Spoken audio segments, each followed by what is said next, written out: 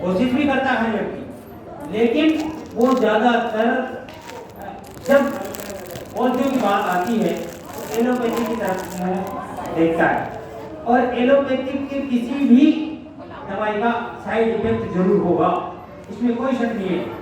लेकिन आयुर्वेद जो हमारे भारत की संस्कृति की अनुपम देन है, इसमें एक ऐसे कई संस्कारों के साथ में आयुर्वेद घुला मिला है, और अन्नप्राशन संस्कार के साथ प्राशन संस्कार घुला मिला है। इसके लिए बच्चों की इम्यूनिटी बढ़ने की बात जहाँ आती है तो सब चाहते हैं कि पैसा कितना ही बच जाए, लेकिन हमारे बच्चे इस प्रतिस्पर्धा के रूप में आगे बढ़े, ऐसा दिखे कि हाँ है। लेकिन उसके तरीके ये हमने जिला आयुर्वेदिक चिकित्सालय में साल भर पहले जो कार्यक्रम किया, हजारों बच्चों ने वहाँ बढ़ चढ़कर भाग लिया, लेकिन अब उसको कोरोना काल की वजह से नियमित रूप से हम नहीं कर पा रहे, और विद्या भारती ने जो ये काम हाथ में लिया है बड़े ही साधुवाद के पात्र हैं आप सब। और इन बच्चों का आने वाले समय में 6 महीने में आप खुद इम्यूनिटी पावर देखेंगे, और ये बच्चा जब इंटेलिजेंट हो गए, जब आगे बढ़ेगा, रोग प्रतिरोधक क्षमता इसकी बढ़ेगी, तो इसके अभिभावकों के साथ साथ इसके शिक्षक और जो मोहल्लेवासी भी बड़े प्रसन्न होंगे। मैं निवेदन कर रहा हूँ इस स्वर्ण प्राशन में क्या होता है, इसमें क्योंकि पहले राजा महाराजा सोने चांदी के बर्तनों में भोजन करते थे, इससे उनकी रोग प्रतिरोधक क्षमता बढ़ती थी। आज हम सोने चांदी के भोजन नहीं कर सकते, लेकिन स्वर्ण भस्म युक्त यह शंखपुष्पी, वज्र, ब्राह्मी इत्यादि से मिलकर जो गोघृत इत्यादि से मिलकर जो ये स्वर्ण प्राशन बनता है, ये बहुत ही लाभदायक है। और मैं खुद मेरे घर में जो मेरे दोहिती है और दोहिता है देवली में और जयपुर में, उनको पिलाने के बाद जब उनके नटखट अठभेलियां देखते हैं तो वास्तव में बेटिया और भी कहती है कि पापा इसके रिजल्ट है, और हम लगातार इसको पिला रहे हैं। तो इस बूंद के मात्र 30 रुपए, जो जयपुर में 200 रुपए से कम नहीं, लाइन लगती है वहाँ पे, हम लोग जाते हैं लाइन में, फिर भी 200 रुपए 150 रुपए से तो कम कहीं पे भी नहीं, कितने दूर जाना पड़ता है।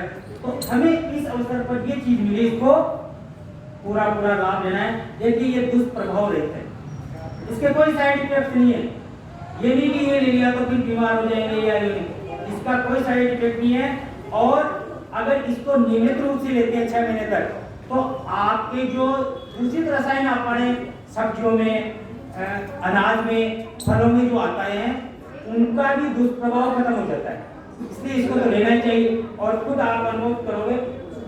और नक्षत्रों का राजा एक पुष्य नक्षत्र को कहा गया है, क्योंकि चंद्र की किरणें विशेष नक्षत्र के दिन विशेष मोर्चों में कई प्रकार के अच्छे प्रभाव उत्पन्न करती है। तो पुष्य नक्षत्र के दिन ये काम है, और वास्तव में भारतीय संस्कृति तो भारतीय संस्कृति है, भारतीय संस्कृति का ये स्वर्ण प्राशन यह आयुर्वेद की अनुपम देन है, और यह भारतीय संस्कृति का पुनः विश्व में परचम फहराने के लिए एक वीर का पत्र साबित होगा।